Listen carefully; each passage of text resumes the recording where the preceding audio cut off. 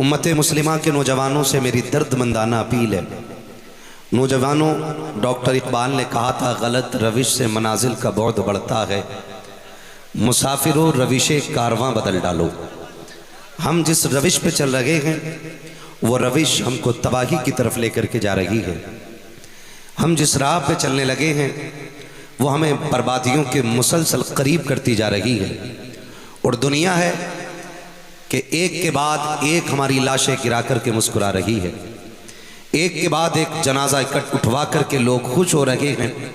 और कुछ तो ये सोचते हैं कि बच्चों को घेर करके बांध करके मार के कि हमने इस्लाम पे फतह हासिल कर ली है। तो मैं पूरी दुनिया कुफ्र को चैलेंज करता हूँ। आज तो करोड़ों में इस्लाम के चाहने वाले हैं, आज अरबों में इस्लाम के चाहने वाले हैं। इस्लाम का तब कोई कुछ ना बिगाड़ सका जब 313 निकल करके मैदान बद्र में आए थे। लेकिन मैं नौजवानान इस्लाम से गुजारिश करूंगा, फतह इस्लाम ही की होनी है, लेकिन दुआ ये किया करो, अल्लाह इस्लाम के चाहने वालों में हमारा नाम रखे। ये भी एक बहुत बड़ी बात है, वरना रब का साफ ऐलान है, अगर तुम मुझसे वफा नहीं करोगे कि मैं तुमों को हटा करके तुमसे बेहतर लोग तुम्हारी जगह पे ले आऊंगा। आपको क्या लगता है कि फिलिस्तीन में जो जनाजे, जो लाशें, जो भूख, जो प्यास है, वह अहले फिलिस्तीन का इम्तिहान है? मुझे बताएं। वो तो हंस हंस के रब रसूल के नाम पे जाने दे रहे हैं, उनका किस चीज का इम्तिहान है? गोया ऐसा लगता है उन्हें घुट्टी में शहादत का इश्क पिलाया गया है। वो तो डरते ही नहीं है, फिर आजमाइश किस चीज की है? सच पूछो तो इम्तिहान या तो तुम्हारा है और या मेरा है। बहुत गौर से मेरी बात सुनिएगा, अंदाज़े बयां मेरा बहुत शौक नहीं है, शायद कि उतर जाए तेरे दिल में मेरी बात। इम्तिहान या तो आपका है या इम्तिहान हमारा है। बहुत तकलीफ होती है, बहुत दर्द भी हुआ। मिंबर पे आके लोगों ने बड़ी गुलकारियां की, बड़े खूबसूरत लहजे भी निकाले और लोगों की वाहवाह भी हासिल की, लेकिन मुंह फूट गया किसी के मुंह में, 2 शेर फिलिस्तीन के लिए नहीं निकले। क्यों? क्योंकि हमें पढ़ने वो शेर थे जिसे लोग सुन के हमें दौलत से नवाजें। काश 2 शेर दुआ के फिलिस्तीन के हक में पढ़े जाते। अगर दुनिया को अच्छे लगते हैं शेर तो ये इनाम देती है, लेकिन जो शेर खुदा को अच्छे लगते हैं फिर बदले में जन्नत में मकाम अता फरमाया करता है। बहुत रोना आया इस बात को लेकर के भी, हमारे मिंबर भी खाली रह गए, हमारी महराबें भी खाली रह गई। मैं ये नहीं कहता आप भी मुजरिम हैं, मैं कहता हूँ हम भी कहीं ना कहीं मुजरिम हैं। लेकिन नौजवानों गुजारिश है, अगर सुबह का भूला शाम को घर वापस आ जाए तो उसे भटका हुआ नहीं कहा जाता है। अभी जिंदा है तो अभी वक्त है हमारे पास, अभी सांसें चल रही हैं तो अभी वक्त है हमारे पास, अगर अभी होश और दिमाग काम कर रहा है तो अभी वक्त है हमारे पास। लेकिन क्या करूं, अफसोस के साथ मुझे ये भी कहना पड़ रहा है, मैं उस कौम से खिताब कर रहा हूं, मैं इस कौम से दर्द की भीख मांग रहा हूं जिसके दिल में अपनों के लिए दर्द ना हो। मैं उस कौम से हमदर्दी की बात कर रहा हूं जो अपने रिश्तों को रिश्ते ना समझ के नज़रअंदाज करके आगे बढ़ने का ख्वाब देखती हो। मुझे तकलीफ भी रहती है इस बात की कि हम जिस रविश पे चले हैं ना, एक भूख लगी है, पैसा पैसा पैसा। इस पैसे के लिए बाप ने बेटे को छोड़ दिया, बेटे ने बाप को छोड़ दिया, भाई ने भाई को छोड़ दिया, भाई ने बहन को छोड़ दिया, औलाद ने माँ बाप छोड़ दिए, सिर्फ इस दौलत की खातिर। जबकि इस दौलत की औकात सिर्फ इतनी है, आंख बंद हो जाए तो कौड़ी भर तेरे काम की नहीं रह जाएगी। आज जो एक खुमार चढ़ा है, मैं कमाई का मुनकिर नहीं, मैं मेहनत करने वालों के साथ खड़ा हूं और मैं कहता हूं नौजवानों, कमाओ और इतना कमाओ कि तुम किसी पे बोझ न बन सको, बल्कि दूसरों का बोझ उठाने के लायक बन जाओ। दौलत का होना बुरा नहीं है, कारून वाली दौलत का होना बुरा है। दौलत अगर उस्मानी होना तो फिर यही दौलत जन्नत में ले जाने का सबब भी बन जाया करती है। एक एक बंदे से मेरी गुजारिश है, मेरी एक एक बात को कान खोल करके सुना जाए। मैं इस चीज़ का मुतमन्नी नहीं हूं कि मेरी बात पे नारे लगाए जाए, मैं ये भी नहीं चाहता हूं कि उठ के दाद दी जाए। मैं ये चाहता हूं कि कल के बाद इतनी तब्दीली आ जाए कि लोग पूछें, जलसे में गए थे, कुर्स के महफिल में बैठे थे, क्या लेकर के आए हो? तो कम से कम इतना कह देना कि कल से पहले हम ऐसे थे, आँख खुलती थी तो दुनिया ढूंढते थे, जब से महफिल से उठ के आए हैं, जब आंख खुलती है तो हुजूर का दीन तलाश करने लग जाया करते हैं। कम से कम इतनी तब्दीली आ जानी चाहिए। और नौजवानों, आजमाइशों का साथ जिंदगी भर रहना है, जिंदगी भर आजमाइशों का साथ रहना है, जिंदगी भर माफ कीजिएगा। सबसे बड़ी बात तो यह है कि मोहब्बतें बांटने के लिए दिल का फराग होना जरूरी है, दिल का फराग होना जरूरी है। यानी जब दिल बड़ा होता है तब मोहब्बतें तकसीम होती हैं, जब दिल तंग होते हैं तो मोहब्बतें बड़ी तंग रह जाती हैं। मैं मिसाल के तौर पे आपको समझा दूं। गिलास एक बर्तन है, गिलास जानते हैं ना? बोल सकते हैं तो बोले, मुझे मालूम है कि ये वक्त आप बैठे, आप कुर्बानी दे रहे हैं इस वक्त में, बड़ी बात है आप बैठे हुए हैं, यकीनन ये सोने का वक्त है। और मैं तो कहता हूं कि जलसे वालों, सही वक्त में जलसे शुरू किया करो और सही वक्त में मुकम्मल कर लिया करो। सही वक्त वो होता है कि सुबह उठ के लोगों को फजर भी मिल जाए और मजदूरी करने वालों को हलाल रोजी कमाने का वक्त भी मिल जाए, ये सही वक्त होता है। फिर भी माशाअल्लाह बड़े अच्छे वक्त से आपकी महफिल चल रही है, जितने नाम थे और जितने शुरा और खुतबा हैं उस हिसाब से बहुत अच्छे वक्त से इंशाअल्लाह महफिल मुकम्मल होनी है तवज्जो सारे लोगों की। गिलास जानते हैं ना? गिलास क्या होता? खाना बनता है ना गिलास में। माशाअल्लाह बहुत होशियार लोग हैं, कोई नहीं सो रहा है, खुदा सलामत रखे। मैं कसम खा के कहूं, ये बच्चा बैठा है, अकेला ये बैठा रहे, मैं इसको देख के तकरीर कर जाऊंगा, इस बच्चे को देख के तकरीर कर जाऊंगा, क्योंकि एक हो आशिक होना चाहिए। और जिस उम्र में इसे बिस्तर पे होना चाहिए था ना, इस बच्चे को जब सोता हुआ होना चाहिए था ना, ये इस महफिल में रात के 1 बजे को इसने रात को थका दिया है, खुद नहीं थका है। इस बच्चे से पूछो क्यों बैठा है, खुदा की कसम ये भी यही कहेगा, ये नाज ये अंदाज हमारे नहीं होते, झोली में अगर टुकड़े तुम्हारे नहीं होते, मिलती ना कर भीख हुजूर आपके दर से, इस ठाठ से मनतों के गुजारे नहीं होते। तो जब बच्चे इतना इश्क करते हैं तो मैं समझ सकता हूं जवानों को हुजूर से कितना इश्क होगा। जवानी दी गई हुजूर से इश्क के लिए। तो गिलास क्या होता है? पानी पीने का बर्तन। मैंने गिलास भर दिया पानी से, अब उसमें जगह बाकी है, दूध आएगा? बोलो, नहीं आएगा। चाय, तेल, क्योंकि एक चीज पहले से भरी हुई है, अगर डालेंगे दूसरी चीज तो बताओ, पहले पानी था, दूध डाला तो पानी छलकेगा कि दूध? सलामत रहें, इनके बाल धूप में सफेद नहीं हुए, तजर्बे में हुए। फरमाया भाई ने कि मिक्स दोनों चीजें छलकेंगी, दोनों चीजें छलकेंगी। तो मेरा कहने का मतलब यह कि गिलास एक बर्तन है, उसमें एक चीज डाल दो दूसरी फिर नहीं आती है। इसी तरह दिल भी एक बर्तन है, इसमें 2 चीजों में से एक चीज रहेगी, या तो इसमें दौलत रहेगी या इसमें मोहब्बत रहेगी। एग्री है इस बात पर? या तो इसमें दौलत रहेगी या इसमें मोहब्बत रहेगी। अब दोनों का फर्क देखिए। यही दिल था जब हम छोटे थे, अल्लाह ने हमें 2 बहनें दी थी और 2 भाई दिए थे।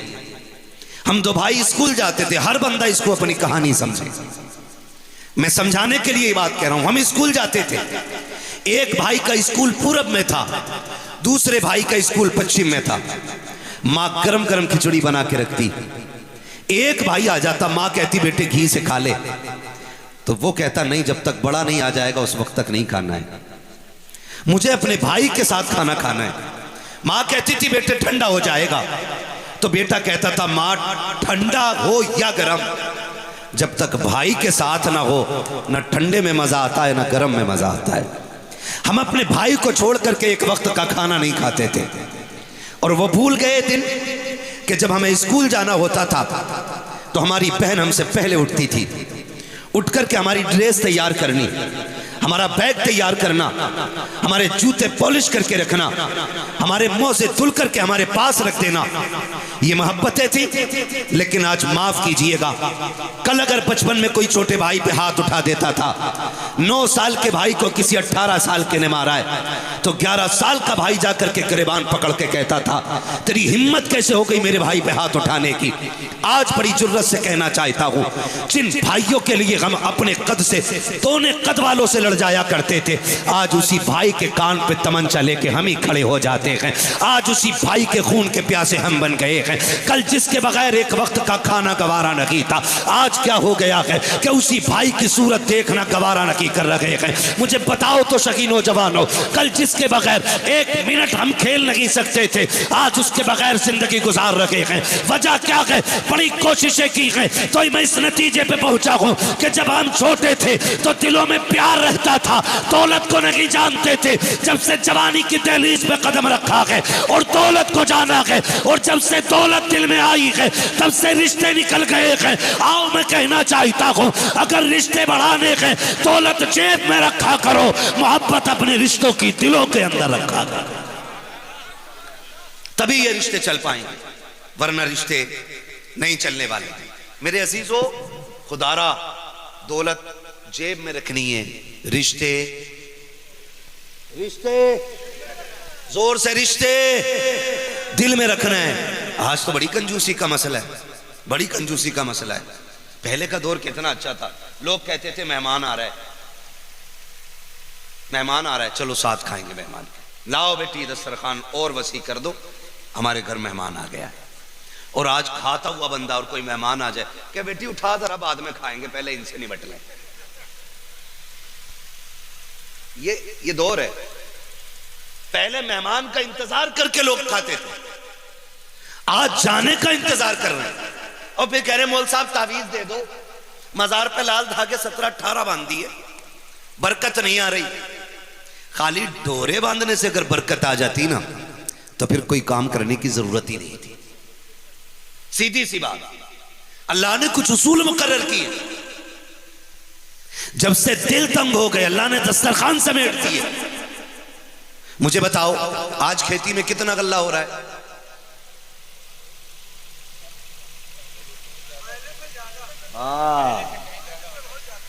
पहले 1 क्विंटल कई बीघे में होता था, आज 5 क्विंटल 1 बीघे में हो रहा है, 4 क्विंटल 1 बीघे में हो रहा है। लेकिन अल्लाह की कसम खा के कहता हूं, जब कई बीघे में 1 क्विंटल होता था, लोग खा के बड़े सुख में रहते थे। आज 1 बीघे में 5 क्विंटल हो रहा है, खा के हाय हाय है। पूरी नहीं पड़ रही है, पूरी नहीं पड़ रही है।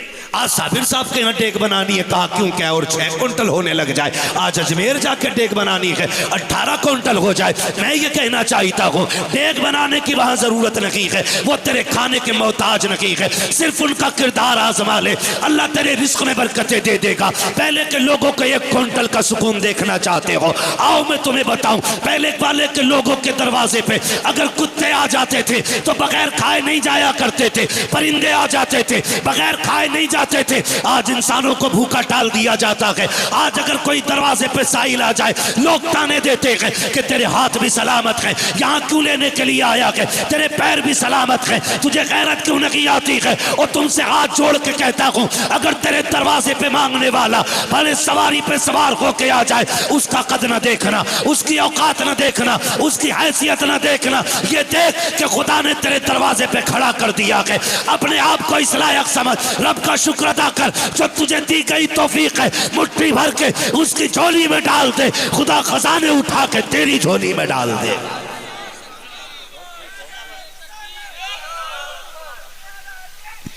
हेलो, नारे तकबीर, नारे तकबीर, नारे रिसालत, नारे रिसालत, उर्से मुक़द्दस, मसलके आला हजरत, मसलके आला हजरत, नारे तकबीर, नारे रिसालत। सुभान अल्लाह, माशाअल्लाह, बहुत उम्दा। खुदा आपको सलामत रखे। मेरे भाई ने बड़ी अच्छी बात कही थी कि तुम प्रधान बनो तो 5 गरीब बच्चियों के निकाह करा देना। बड़ी अच्छी बात कही थी। अब ये तो रब ही जाने कि फैसला किसके हक में करेगा, वो ये तो अल्लाह ही जाने। बुरी कौम पे अच्छे लोग मुसल्लत नहीं होते, ये भी याद रखिएगा। जब कौम सरकश होती है तो फिर अल्लाह उनसे भी ज्यादा खतरनाक लोगों को उन पे मुसल्लत करता है। यह हकीकत बात है। ये जुर्रते भेजा, किसी की मां ने दूध पिलाया था, हमारी बेटियों के नकाब उतरवा देता। जो 1400 साल में नहीं हुआ वो अब जाकर के हमारी कौम के साथ हो रहा है। क्यों? क्योंकि गलती हम ही ने की है। किसने की है गलती? हम ही ने गलती की है। हमने अल्लाह के हुक्मों को तोड़ा, फिर भी हमें बचाने के लिए कौन आएगा? ये फैसले हमें करने चाहिए, ये हम करेंगे फैसले। खुदारा समझने की कोशिश करें। आज स्टेज पे चढ़ करके रिंग नहीं पहनाई जा रही है रिश्तों में। जो गैरों के तरीके थे वो मुसलमानों में नहीं आ गए। जरा सी दौलत के आ गई, बिगड़ैल का ठिकाना ही नहीं। कहता एंगेजमेंट डंके की चोट पे होगी। अब दौर तरक्की का, गांव भी आगे बढ़ गए। जैसे शहर की बच्चियों की एंगेजमेंट होती है वैसे हम गांव में करके दिखाएंगे। सुन, अल्लाह का हुक्म तेरे लिए भी उतना ही है जितना गरीबों के लिए रखा गया है। सुभान अल्लाह, माशाअल्लाह। ऐसा नहीं है तेरी दौलत तुझे बचा के ले जाएगी, तेरा पैसा तुझे बचा लेगा। बचाएगी तो रब की फर्माबरदारी बचाएगी, अल्लाह की फर्माबरदारी बचाएगी। तुमने नहीं देखा अब एंगेजमेंट हो रही है, अब मुस्लिम बच्ची और मुस्लिम बच्चा, ठीक है ना, अंगूठी स्टेज पे पहनाई जा रही है, सामने सैकड़ों लोग इतनी गैरत के मारे बैठे हुए होते हैं कि किसी के मुंह में इतनी जुर्रत नहीं होती कि जो खुल के ये कह सके एक सुन्नत के लिए 1000 हराम काम करने पे लग गए हो। कोई कहने की ये जुर्रत ही नहीं करता, क्योंकि जिसकी बेटी को अंगूठी पहनाई जा रही है वो सेठ की बेटी है। अगर ये खुमार खोपड़ी में हो तो जा कब्रिस्तान में जाके देख, टूटी कब्रें तुझे बताएंगी हुए नामवर बेनिशा कैसे कैसे, जमी खा गई आसमां कैसे कैसे। सुभान अल्लाह, माशाअल्लाह, क्या कहने हजरत। सारे नशे उतार देंगी ये कब्रें। जब हमने अपनी ही बेटियों को मिंबर पे नंगे सर खड़ा किया स्टेज लगा के, तो खुदा की कसम गैरों ने अगर स्कूल के आगे तो पट्टे उतरवा दिए तो क्या बड़ा काम किया है। बताओ मुझे, जुर्रत हो जाती किसी की जुर्रत नहीं होती। आज मर गए लोग, गैरत वाले कब्रिस्तान में लेटे हुए हैं, आज बेगैरत हमारे जैसे जमीन पे रह गए। इसीलिए इस कौम को ये दिन देखना पड़ रहा है। पहले दौर कितना अजीब था, कार्ड छपते थे ना शादियों के तो बेटियों के नाम तक नहीं डालते थे कार्ड में। लड़के का नाम होता था हजरत, और लेकिन लड़की का नाम नहीं होता था, खाली दुख्तरे नेक अख्तर लिखा होता था। बाप से पूछा गया बेटी का नाम क्यों नहीं डाला? ऐसे गैरत वाले बाप होते थे, वो कहते थे पूरी जिंदगी बेटी को भले गुर्बत में पाला गया लेकिन हया की चादर में लपेट के पाला है। मैंने अपनी बेटी के वजूद पे किसी की आंख नहीं पड़ने दी, तो मुझे यह भी गवारा नहीं था किसी की नजर मेरे बेटी के लिखे हुए नाम पे पड़ जाए। ऐसे गैरत वाले लोग थे, तब नस्लों में सलाहुद्दीन अय्यूबी पैदा हुए हैं, तब मोहम्मद बिन कासिम आए हैं, तब खालिद बिन वलीद आए हैं। डायरेक्ट खुदा को चैलेंज कर रहे हैं हम, ओ भाई बदलो, रविश बदलो। अपने डॉक्टर इकबाल का वो शेर, न संभलोगे तो मिट जाओगे हिंदी मुसलमानों, तुम्हारी दास्तां तक भी ना होगी दास्तानों में।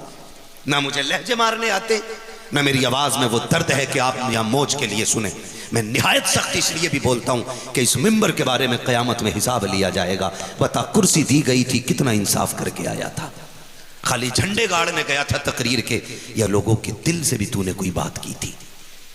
खुदारा बदलो अपने रवैये और अहद करो हम एक निकाह के लिए एक भी गुनाह नहीं करेंगे। वादा करते हैं इंशाअल्लाह, वादा करते हैं इंशाअल्लाह। और रह गई खुदा के दीन की बात, तो खुदा का दीन न तेरा मोहताज है न मेरा मोहताज है। जब उसने फिरौन के आंगन में मूसा को पाल दिया, बेशक, सुभान अल्लाह, सुभान। जब नमरूद की नाक के नीचे इब्राहिम को परवरिश चढ़ा दी, सुभान अल्लाह, तो तुम्हें क्या लगता है कि आज के फिरौनों का चैलेंज कोई बड़ा चैलेंज है? दीन न तेरा मोहताज है न मेरा मोहताज है। जब खुदा तदबीर करने पे आता है तो बड़े बड़ों की आंखें फूट जाया करती हैं। बेशक, हमें और आपको अपने आप को बचाना, दीन की फिक्र ना करो।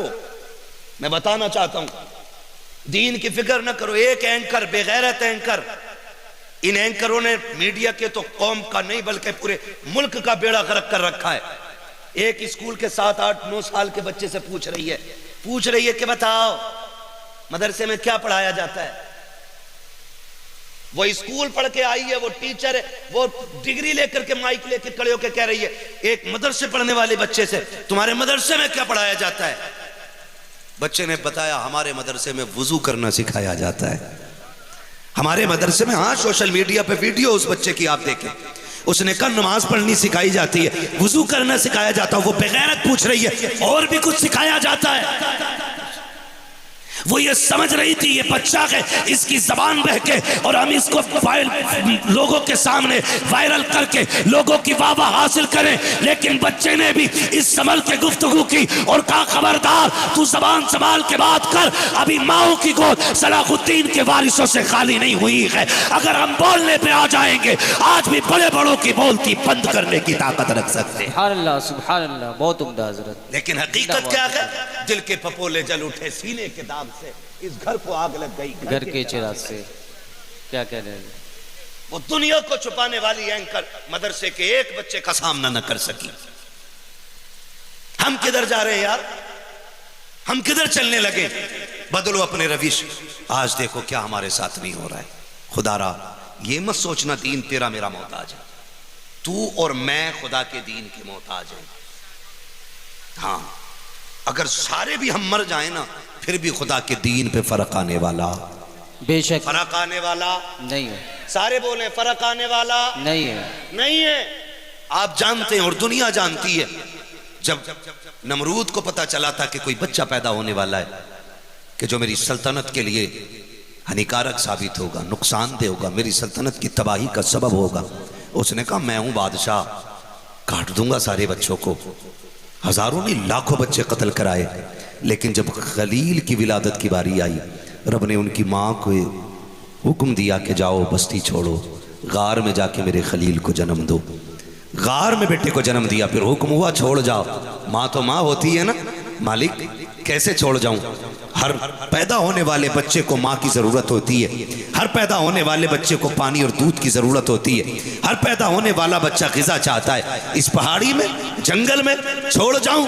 कुदरत की आवाज़ आई, जब हमने इसको रखने का फैसला किया है तो अब किसी शय में ताकत नहीं है जो हमारे खलील को कुछ नुकसान पहुँचा सके। सुभान अल्लाह, सुभान अल्लाह। और अल्लाह के खलील की अम्मी छोड़ के आ गई, लेकिन बेकरार थी, करवटें बदलती रही। एक दिन, 2 दिन, 3 दिन हो गए, बेटे की याद आती रही, इतनी बेकरार, इधर पैरे इतने सख्त, इधर जांचें चल रही हैं, तलाश जारी है, ढूंढो, मारो बच्चों को जो भी पैदा हो। कोई बच्चा बचना नहीं चाहिए, कोई नहीं बचना चाहिए। अल्लाह के खलील की अम्मी की जिंदगी देखें, शशो पंज में के, न रात को नींद है न दिन को सुकून है। माँ तो माँ हुआ करती है, खुदा की कसम। अगर तेरी मेरी माँ के सीने में इतना दर्द हो सकता है कि बेटा 7 समंदर पार सऊदी में है, माँ इस इलाके के अंदर एक किसी कोने के टूटे हुए छप्पर के नीचे होती है, अचानक रात को माँ की आंख खुल जाती है और उठ के बेकरार से टहलती है, कभी पानी पीती है, कभी हवा करती है। सुबह होते होते कहती है सुनो जी जरा जल्दी से मेरे बेटे का फोन लगा दो। शोगर पूछता है क्या हुआ है? कल लगता है मेरा बेटा बीमार हो गया है। कहा तुझे कैसे पता चला? कि रात से मेरा दिल बेकरार है। खुदा की कसम, जब इतनी बात माँ कहती है और फोन बेटे को लगाया जाता है, हर बेटा इस बात को कान खोल के सुन ले, 7 समंदर पार जाके तेरे फोन की घंटी बजती है। अचानक बेटे का फोन उठता है, उधर से माँ की तड़पती हुई आवाज आती है, मेरे लाल तू खैरियत से है कि नहीं? बेटा तो छुपाना चाहता है, अम्मी मैं ठीक हूँ, फिर भी माँ कह देती है बेटे झूठ ना बोल, सच बता तेरी तबीयत खराब है कि नहीं? जब माँ इस लहजे में बात करती है तो परदेश में दुख झेलने वाला बेटा माँ के लहजे की ताब नहीं लाता, फूट के रो के कहता है अम्मी रात से मेरे पेट में दर्द था, अभी तक सुकून नहीं है, हाथ जोड़ के तुमसे कहना चाहता हूँ 7 समंदर पार बेटे के दर्द को माँ ने यहाँ छप्पर में लेट के महसूस कर लिया है। मगर आज बेटों से पूछना चाहता हूँ, जब तुम ऐसी कमरों में लेटे होते हो और करवट में एक हाथ का पंखा लेकर के बूढ़ी माँ लेटी रहती है और वो रात भर पानी मांगती रहती है, उसके आवाज हमारे कानों तक क्यों नहीं आया करती है? मुझे बता तो सकी, 7 समंदर पार तू बीमार हुआ था, माँ के दिल को पता चल गया था तेरी करवट में माँ बीमार हुई है, तुझे आवाज क्यों नहीं आ रही है? और यार कितने दर्द के साथ ये बात कहूं, कितनी माएँ तो रातों को उठी है पानी लेने के लिए, जब बेटे और बहू ने पानी नहीं दिया, कमजोरी की वजह से गिरी है, सरजमीन पे लगा के और हमेशा के लिए माँ का इंतकाल हो गया है। सुबह को बेटे ने ये कहा नहीं जी अम्मी को हार्ट अटैक हो गया, रात इंतकाल हो गया, पता नहीं कब हो गया है। तुम्हें खुदा का वास्ता दे के कहता हूँ ओ लोगों दौलत कमाओ, लेकिन इतनी ना कमाना जो तुम्हें माँ बाप से दूर कर दे, इतना पैसा ना कमाना जो तुम्हें माँ बाप से जुदा कर दे। मैं तो कहता हूँ चटनी से खाओ लेकिन माँ बाप के साथ रहा करो। तुम सूखी रोटियां खाओ, माँ बाप के साथ रहा करो, इसलिए कि नसीब वाले वो नहीं होते जो पैसे वाले होते हैं, नसीब वाले वो होते हैं जो माँ बाप वाले हुआ करते। नारे तकबीर, नारे रिसालत, नारे रिसालत, मसलके आला हजरत उर्से मुक़द्दस हुजूर मुफ्ती हम्मद रज़ा साहब क़िबला। नारे तकबीर, नारे रिसालत। हाँ तो माँ होती है ना, अल्लाह के खलील की अम्मी करवटें बदलनी है। मालिक मेरा बेटा, मेरा बेटा, मेरा बेटा, मेरा बेटा। फिर इजाजत मिल गई, दौड़ी गार की तरफ जाके देखा ना तो अल्लाह के खलील ने 2 उंगलियां मुंह में दे रखी है।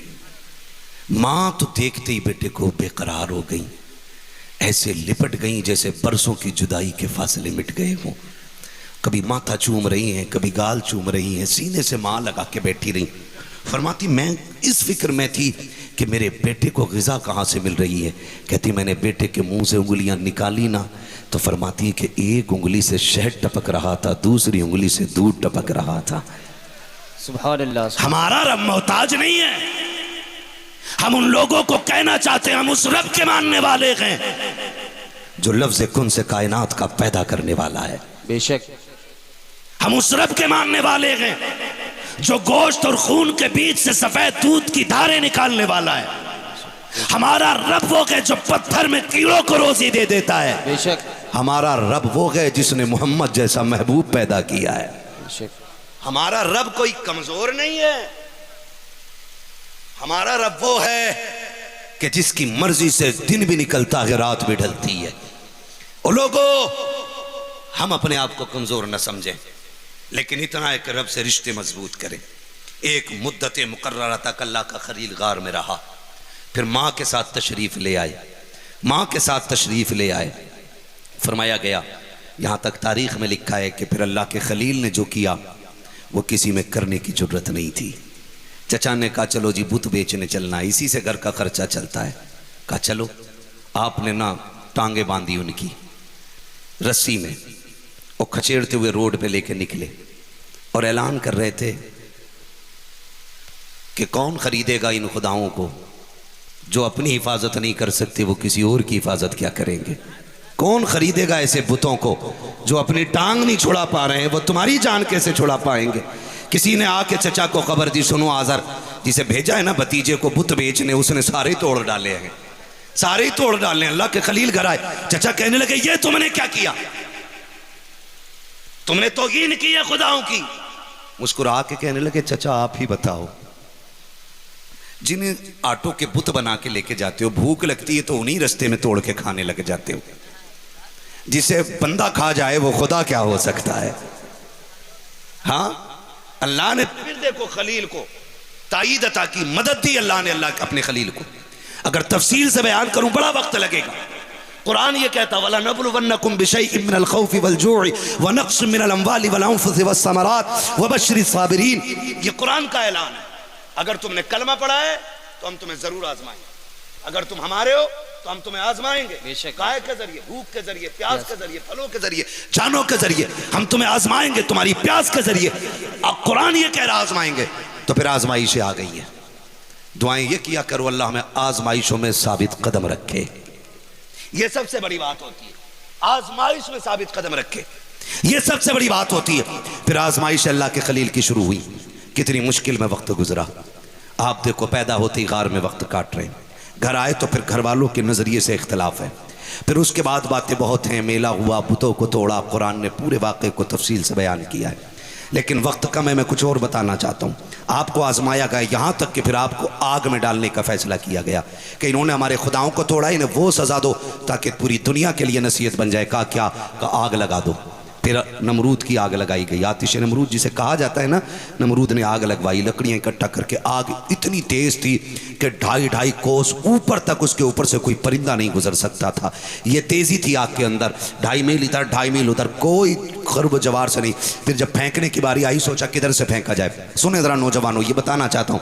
तो फिर इब्लीस आया और उसने कहा मंजनीक के ज़रिए फेंको, आग में करीब कोई नहीं जा सकता। मंजनीक तैयार कराई गई, अल्लाह के खलील को कपड़े उतारे गए, अल्लाह के खलील के नंगा करके बैठाया गया जब मंजनीक के अंदर। हाँ, यही तो फिर मुस्तफ़ा जान रहमत ने फरमाया, लोगों जब क़यामत का दिन होगा अल्लाह सबसे पहले मेरे जद्द अमजद इब्राहीम को आवाज़ देगा, इब्राहीम तूने मेरी खातिर कपड़े उतरवा दिए थे, आज सबसे पहले तुझे जन्नत का लिबास पहनाया जाएगा। सुभान अल्लाह, सुभान अल्लाह। ये महबूब अलैहिस्सलाम फरमा रहे, कपड़े उतार कर मंजनीक में बैठाया गया, फेंकने की तैयारी है। जानते हो फरिश्ते आ गए, कोई ख्वाहिश, फरमाने लगे जाओ तुम्हारी कोई जरूरत ही नहीं है, कोई जरूरत ही नहीं। जिब्रील कहते मुझसे कहो मैं खुदा तक जाता हूं, सिदरतुल मुंतहा तक मेरी रसाई है, जाके कह दूं रब से। तो अल्लाह के खलील ने सीधी बात कही थी, मैं जिसके लिए आग में डाला जा रहा हूं वो खूब जान रहा है, अगर वो इसमें राजी है तो मैं भी इसमें राजी हूं, मैं भी इसमें राजी हूं। फिर फरिश्तों ने कहा मालिक तू हमें इजाजत दे दे, हम जाके तेरे खलील से बात कर ले। रब ने फरमाया वो मेरा खलील है, जाओ तुम भी जाके तमन्ना पूरी करो। हवा के फरिश्ते ने कहा इजाजत दें, उड़ा के ले चलें। दूसरे फरिश्तों ने अपने अपने काम बताए, फरमाने लगे जाओ ना अपना काम करो, खलील को अपना काम करने दो। और जब आग में फेंका गया ना तो फिर अल्लाह ने हुक्म दिया, या नारू कूनी बरदम व सलामन अला इब्राहीम, आग इब्राहीम के हक में ठंडी और सलामती वाली हो जा। मुअर्रिखीन ने लिखा है कि जब आप अंदर गए तो अल्लाह ने उसी आग को जन्नत के फूलों में तब्दील फरमा दिया था। सुभान अल्लाह, सुभान अल्लाह। अभी तो कहा आज भी हो जो बराहीम सही माँ पैदा, आग कर सकती है अंदाजे गुलिस्तां पैदा। तो भाई अल्लाह के खलील गए और फिर रब ने उनके लिए ना अंगारों को भी फूल बना दिया। मेरे अजीज फिर आग से निकले, वतन छोड़ा। नमरूद ने बुला के ना फिर कहा था भाई आखिरी बार मान जाओ, मुझे खुदा मान जाओ। आपने फरमाया तू होता कौन है दावा करने वाला? खुदा वो है जो जिंदगी और मौत का मालिक है।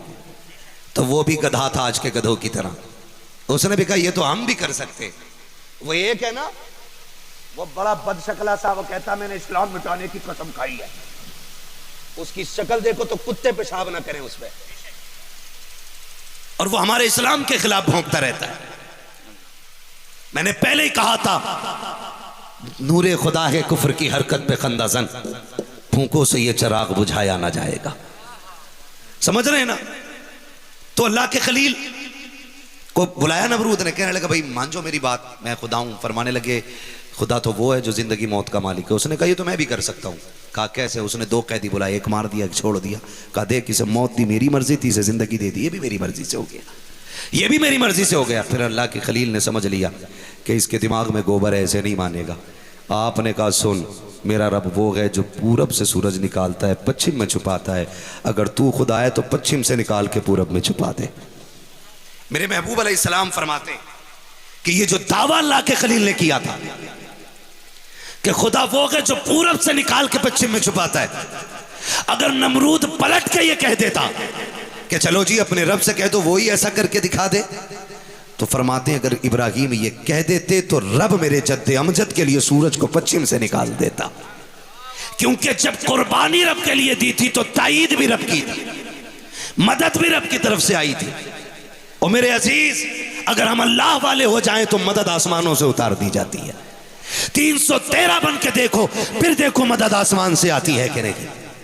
लेकिन क्या कहें, हमारे घरों के अंदर आज भी किले का पानी मौजूद है, हमारे घरों के अंदर आज भी थम्स अप मौजूद है, आज भी हमसे स्प्राइट नहीं छूट रही है, आज भी हमसे इजराइल के प्रोडक्ट का बाइकाट नहीं हो रहा है, जबकि वो फिलिस्तीन के बेकसूर बच्चों की लाशों को हवाओं में उड़ा रखे हैं, लेकिन हम उन्हीं की कोल्ड ड्रिंक पी करके खुद हवाओं में उड़ रखे हैं। क्या जवाब हुजूर को दोगे? अगर नहीं पियोगे कोल्ड ड्रिंक तो मर नहीं जाओगे, अगर किले नहीं पियोगे तो तुम्हारी किडनी और फेफड़े खराब नहीं हो जाएंगे। मैं तो अल्लाह की इज्जत की कसम खा के कहता हूँ, जब कोई फिल्टर मशीन नहीं थी, जब कोई साइंस का कोई मिलावट पानी के अंदर नहीं थी, जब कोई केमिकल नहीं बना था, उस वक्त में न किडनी के मरीज मिलते थे, न फेफड़ों के मरीज गिरते थे, न लीवर खराब होते थे। जब से ये मशीनें लगी हैं तब से बीमारियां लग गई हैं। आज भी कहता हूं अल्लाह पे भरोसा करके तुम समर का पानी पियो, हैंडपंप का पानी पियो। खुदा की कसम हिफाजत के लिए मशीनें लगी है, हिफाजत के लिए खुदा की रहमतों के मकीन उतरा। हक है क्या कहने, नारे तकबीर, नारे रिसालत, उर्से मुकद्दस, नारे तकबीर, नारे रिसालत। हक है हुजूर, हक है। करेंगे इंशाअल्लाह, इंशाअल्लाह वादा करें सारे इंशाअल्लाह। हम हर उस चीज का बाइकाट करेंगे जो हमारे मुसलमान भाइयों के खून का सबब बनेगी। ठीक है ना नौजवानों? आज ना 2 रोटी खाई और ला भाई ठंडा ला, ठंडा ला, ठंडा ला। तुम्हारे बेड़े गर्क कर दिए इस ठंडे ने। अगर पीना ही है ना मशरूब के तौर पे तो फिर खजूर का जूस बना के पिया करो। उम्रें भी बढ़ा दी जाएंगी, जवानियां भी बढ़ा दी जाएंगी। क्या कहने, हक। ये याद रखिएगा, आज माफ कीजिएगा, कुछ भी करने के लिए डॉक्टर नहीं गालिब ने कहा था, तंग दस्ती अगर ना हो गालिब, तंग दस्ती अगर ना हो गालिब, तंदुरुस्ती 1000 नेमत है। हक। ये जो सेहत है ना, ये अल्लाह की बहुत बड़ी नेमत है। अल्लाह की बहुत बड़ी नेमत है। तसव्वुर करो आखिरी सांस है और दौलत सारी रखी है, क्या कहोगे उस वक्त में? वही कहोगे ना जो उस बादशाह ने कहा था, जो पूरी दुनिया पे हुकूमत करने का इरादा लेके निकला था, जिसे दुनिया सिकंदर आजम कहती है। उस रास्ते में सांप ने काट लिया, फतों पे फतह करते चला जा रहा था, इलाके के इलाके फतह। रास्ते में सांप ने काट लिया, कम उम्र नौजवान था। जैसे सांप ने काटा सारे तबीब लग गए, लाओ लाओ भी ठीक करें ठीक करें। जहर बढ़ता चला गया। तबीब ने आखिर में कह दिया नहीं बचना नहीं है बादशाह। उसने कहा फिर ऐसा करो, क्या मैं परदेश में ही मर जाऊंगा?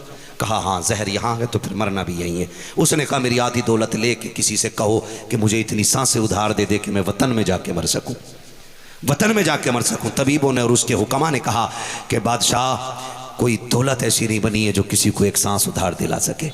उसने कहा मेरी दौलत किसी काम की नहीं? कहा नहीं। फिर उसने कहा ठीक है, मैं मर जाऊं ना तो मेरे हाथ दोनों बाहर निकाल देना। कहा क्यों? ताकि दुनिया को ये पता चल जाए सिकंदर को बड़ा घमंड था इस दौलत पे, जब मरा तो एक सिक्का भी इसके काम नहीं आया था। हक है, हक है, हक है, हक है। क्या शेर पढ़ रहे थे? सिकंदर जब गया दुनिया से दोनों हाथ खाली थे। हाँ, तो कोई नतीजा इस दौलत का नहीं रह जाना है। अल्लाह ने सेहत दी है ना, इसकी हिफाजत करो। आपके पैर कट गए, आपके पास करोड़ों की जायदाद है, क्या करोगे उसका? आपके हाथ कट गए, आप अरबों के मालिक हो, क्या फायदा फिर उसका? कोई नतीजा नहीं है। तो इसकी हिफाजत करो, सेहत बचा के रखो। सेहत होगी तब आप दीन का काम करेंगे, तब आप दीन का काम करेंगे। और जब सेहत ही नहीं होगी तो क्या खाक काम करेंगे? 4 बजे तक पबजी खेल के सोने वाला, 11 बजे 12 बजे उठने वाला, वो कौम की तकदीर बदलेगा? जिसका बाप ही 3 बजे ड्रामे देख के सो रखा हो, जिसकी मां 9 बजे सो के उठ रही हो, उस घर का बेटा IAS IPS कैसे बन सकता है? क्या कहने, हक है। क्या यह भी जिम्मेदारी एक प्रधान की होती है? क्या यह भी जिम्मेदारी गांव के एक चौकीदार की है कि हमारे बच्चों को वो उठाए? नहीं। जब माए ताज्जुद गुजार होती है तब बेटा बाबा फरीदुद्दीन गंजे शकर बना करता है। हक है हुजूर, हक है माशाअल्लाह। ये याद रखिएगा, हर किसी का बेटा साबिर कलियरी नहीं होता है।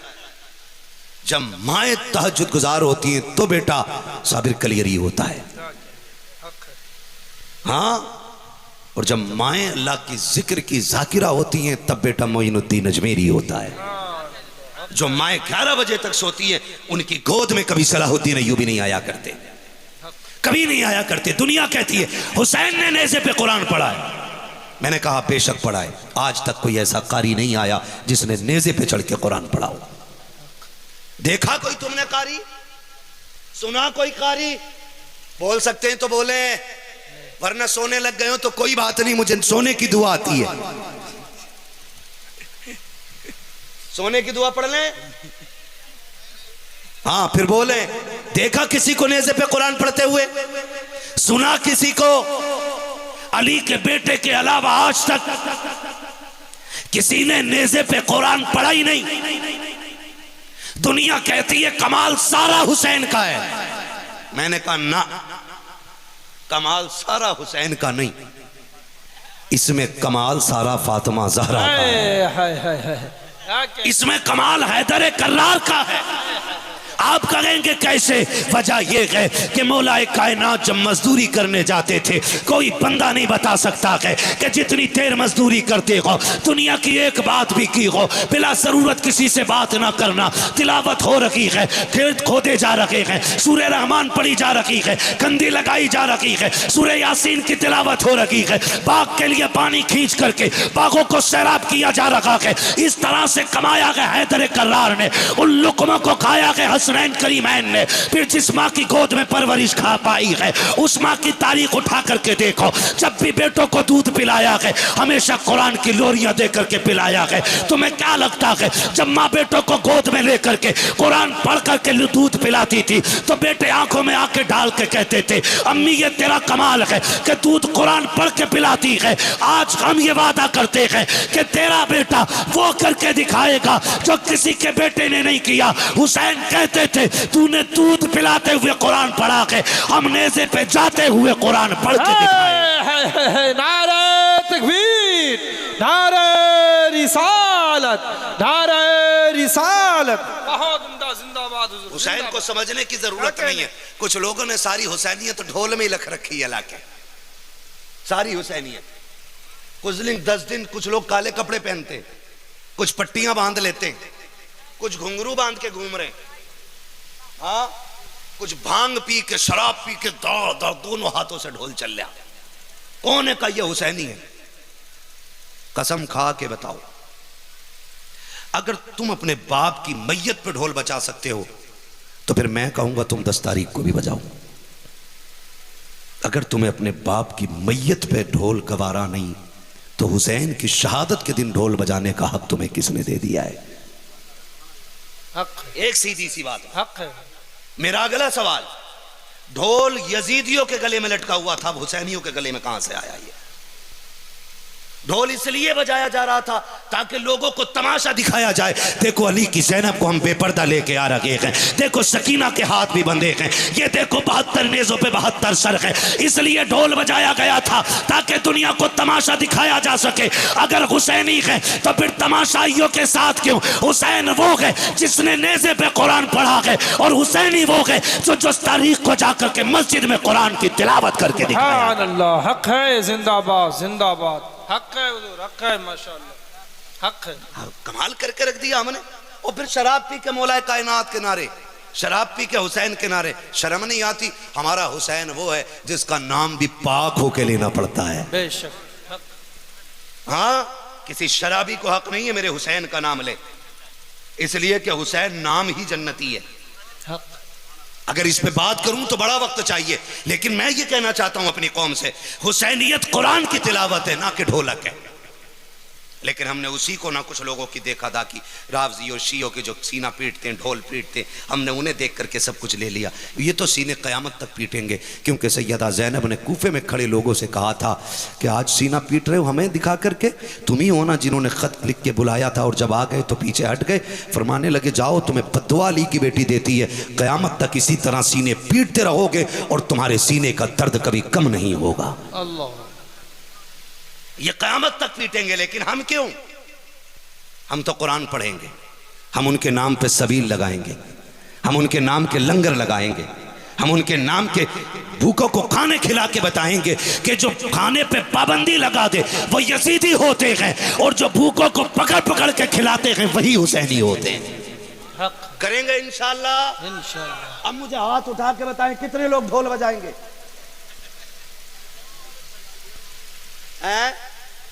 ना बजाए मेरे भाई, जब तक दीन नहीं आया था समझ में उस वक्त तक आप बच रहे होगे, लेकिन नहीं, मैं किसी को ताकीद नहीं करूंगा। ये दीन है हुजूर का, कबूल करें आपकी मर्जी है, ना करें हिसाब आपको देना है, हमारा काम बताना है भाई। किसी को मैं तनकीद नहीं कर रहा हूं, और कोई यहां किसी का नाम ना ले। मैंने तो मुतलकन सारे ईमान वालों से कहा है हुसैनी वो है जो कुरान पढ़े, हुसैनी वो है जो कुरान पढ़े, हुसैनी वो है जो प्यासों को पानी पिलाए। जानते हो जब मुख्तार सख्फी ने करबला वाले हुसैन के खून का बदला लेना शुरू किया था। सुने एक एक भाई, सुने मेरी बहुत गौर से बात को। और जब एक एक मुजरिम को पकड़ पकड़ के मारा जा रहा था तो वो शिमर लईन जिसने हुसैन के गले पे खंजर चलाया था, सुन रहे हो ना, है तवज्जो, वो जान बचा करके भाग रहा था। भागते भागते जंगल से गुजरा, एक खेमा नजर आया। जंगल के अंदर वो खेमा किसी और का नहीं बल्कि हुसैन के बेटे इमाम ज़ैनुल आबिदीन का खेमा था। तवज्जो है सबकी, इधर वाले भी सुन रहे भाई। खुदा सलामत रखी, इतना अच्छा मजमा लगा है। यकीन करें इतने अच्छे लोग मिल जाएं तो फिर फजर तक भी तकरीर हो सकती है। और जब महफिल में दिल लगने लग जाए तो समझ लो तवज्जो मदीने वाले की हो गई है ना। मैं बस बात छोटी सी अर्ज करके बात खत्म करने लग गया हूं। तो खेमा किसका? तो इमाम ज़ैनुल आबिदीन का। और याद रखिए उन्होंने इसलिए जंगल इख्तियार किया था, उन्होंने सल्तनत और हुकूमत को ठोकर मार दी थी। उस वक्त का जो हुक्मरान था उसने पेशकश की थी, हमारे साथ बैठा कीजिए, हमारे पास बैठा कीजिए। फरमाने लगे तुम्हें क्या लगता है ये सल्तनत के लिए हमने घर कुर्बान किया? फरमाते ये सल्तनत हमारे कदमों के धूल बराबर भी नहीं है। ये कह के आपने ठुकराया था और जंगल में आ गए थे, अल्लाह अल्लाह में रहते थे। जानते हो जब उस जो खेमा था उसके सामने से शिमर लईन का गुजर हुआ, उसे प्यास लगी थी, उसने सवारी को रोका और आवाज़ दी है कोई खेमे में? तो जानते हो इमाम ज़ैनुल आबिदीन निकले, कहा क्या बात है? कहा प्यास लगी है। अंदर गया, आपने पानी दिया, फिर कहा और लाइए, फिर दिया, फिर कहा और लाइए। 3 प्याले पानी दिया। जब 3 प्याले पानी शिमर पी चुका, उसने कहा लगता है आपने मुझे पहचाना नहीं। कहा तूने ये बात क्यों कही? कहा अगर पहचान लेते तो पानी नहीं पिलाते। जैसी इतनी बात सुनी इमाम ज़ैनुल आबिदीन की चीख निकल गई। फरमाने लगे सुन, अपने बाप के कातिल को भी कोई भूल सकता है? अपने बाप के कातिल को भी कोई भूल सकता है? क्या मुझे याद नहीं है कि तूने मेरे बाप के गले पे खंजर के 12 वार किए थे? क्या मुझे पता नहीं है तू वो है जिसने मेरे बाप के गले पे खंजर के पैदल पे वार करके काटने की कोशिश की थी? मैं तुझे कैसे भूल सकता हूँ? कहा फिर पानी क्यों पिला दिया? कहा तू नहीं जानता है जो तुमने करबला में किया था वो तुम्हारा किरदार था और जो मैंने किया कि यह अहले बैत अताहर का किरदार। क्या कहने, जिंदाबाद जिंदाबाद। याद रखिएगा, पहचान शजरों से नहीं होगी, पहचान नस्लों से नहीं होगी, पहचान नसब से नहीं होगी, पहचान आपके किरदार से होनी है। अगर आप प्यासों को पानी पिलाते हैं तो फिर हुसैनी है, अगर आप भूखों को खाना खिलाते हैं तो फिर हुसैनी हैं, अगर आप मस्जिद में कुरान पढ़ते जाकर के तो फिर हुसैनी हैं। खुदा की कसम जब तुम तिलावत 10 तारीख को करोगे सैयदा ज़ैनब भी मुस्कुराती होंगी, खातून जन्नत भी मुस्कुराती होंगी और मेरा हुसैन भी दुआएं देता होगा। और जब तुम कुरान पढ़ोगे नजफ अशरफ से मौलाए कायनात की उठ उठ के हाथों की फैली झोलियों की दुआएं आती होंगी। कहेंगे मालिक जिसने हमारे भरम को बचा के रखा है, हमारे उसूल को बचा के रखा है, अल्लाह उनके नस्लों में बरकत अता फरमा दे। और बरकत का मतलब ये नहीं होता एक ही घर में 18 बेटे पैदा हो जाएं। बरकत का मतलब ये होता है कि करबला से एक आया था बच करके, जिसे दुनिया ज़ैनुल आबिदीन कहती है। आज पूरी दुनिया में उसी की नस्ल नजर आ रही है। क्या कहने, जिंदाबाद। आज पूरी दुनिया में उन्हीं की नस्ल नजर आ रही है। मेरे इमाम ने कहा था तेरी नस्ल पाक में है। बच्चा बच्चा नूर, जो रज़वी है वो बोले जोर से, बच्चा बच्चा नूर का, तेरी नस्ल पाक में है। बच्चा बच्चा नूर का। आदत को नहीं मानते कि भाई, कुछ लोग सारी मानते। फिर ये मिसरा तो अच्छे से याद होगा ना, पढ़े ना मेरे साथ, तेरी नस्ल पाक में है बच्चा बच्चा नूर का, तू है ने नूर तेरा, सब घराना नूर, सब घराना नूर का। ओ लोगो, हम किरदार में भी मुसलमान बने, गुफ्तार में भी मुसलमान बने, जाहिर में भी मुसलमान बने, बातिन में भी मुसलमान बने। मैंने आपसे पूरी बात कही, मैंने अर्ज की आपसे लोगों दिलों में जगह पैदा करो, एक दूसरे का प्यार बांटो। आज के बाद कोई भाई किसी भाई को 10 रुपए के लिए भी कचहरी के लिए ना मजबूर करे। आज के बाद कोई भाई अपनी बहन को गिरबान पकड़ के गैर की अदालत में घसीट करके बार बार उसके सामने नंगे सिर होने के लिए मजबूर न करे। क्या चला जाता है यार, क्या चला जाता है। अब्बा की सारी जायदाद बेटे लेके बैठ जाते। माफ कीजिएगा, हज का वक्त है, कितने लोग औलाद का हक खा के हज को गए होंगे, कितने लोग बेटियों का हक मार के काबे का तवाफ कर रहे होंगे। डर नहीं लगता?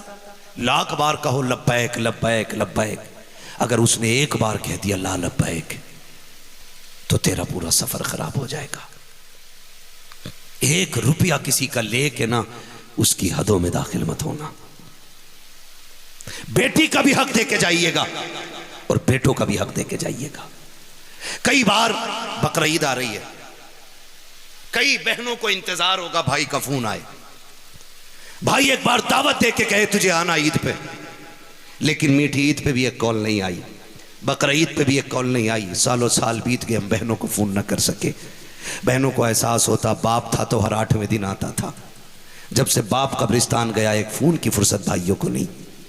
सुन मेरे अजीज़, बरकतें तेरी मेहनत से नहीं आती हैं, बरकतें किसी के चंद टूटे हुए जुमलों की दुआओं की बरकत से आ जाया करती हैं। अपने रिस्क में दूसरों का हिस्सा रखा करो। जब अल्लाह तुम्हें कसरत से दे और अच्छे दिन आए तो फिर सबको बुलाओ, बैठाओ, फिर एक दस्तरखान पे खाओ। एक दस्तरखान पे बैठने से कई सारे मसले हल हो जाते। कितने मसले हल हो जाते हैं? आखिरी बात बता दूं, थके तो नहीं है ना अभी? जो थक गए वो जरा कह दें या रसूल अल्लाह। जो नहीं थके अब वो बोले जरा या रसूल अल्लाह। सलामत रहे। थक के भी मुसलमान सुभान अल्लाह कहता है और बगैर थका भी मुसलमान या रसूल अल्लाह कहता है। भाई ये तो खुशनसीबी है। गलत थोड़ी कहा है मैं सो जाऊं या मुस्तफ़ा कहते कहते, खुले आंख सल्ले अला कहते कहते। और मैं तो अक्सर कहता हूं कि भाई जो जलसे में सो जाए उसे उठाओ मत, चाहे मिंबर पे सो रहा हो या नीचे सो रहा हो, उठाओ मत। कहा क्यों? मैंने कहा जब आंख जलसों में लगती है तो फिर ख्वाब में हुजूर आया करते हैं। सोने तो फिर हो सकता है किस्मत जाग जाए और हुजूर आ जाए। क्या तुमने नहीं देखा बगदाद वाला खिताब फरमा रहा है और तकरीर करते करते उठ के मिंबर से उठ गए और एक अपने गुलाम के सामने हाथ बांध के खड़े हो गए। जब महफिल ख़त्म हुई आप फिर मिंबर पे आ गए, आपने गुफ्तगू मुकम्मल की। फरमाते हैं फिर लोगों ने पूछा हुजूर क्या हुआ, मिंबर छोड़ के यहाँ आ गए? फरमाने लगे तुम नहीं जानते हो, ये जो मेरा मुरीद बैठा था ना, इसकी आंख लगी तो इसके ख्वाब में हुजूर आ गए थे। कहा जब हुजूर आए तो अब्दुल कादिर भी उठ के मिंबर से उनकी ताज़ीम के लिए खड़ा हो गया था। पता चला जलसों में आंख लगती है तो हुजूर आया करते हैं। अल्लाह इस महफिल को सलामत रखे, महफिल वालों को सलामत रखे। मैं एक बात अर्ज करना चाहता था आखिरी में, क्या कह रहा था?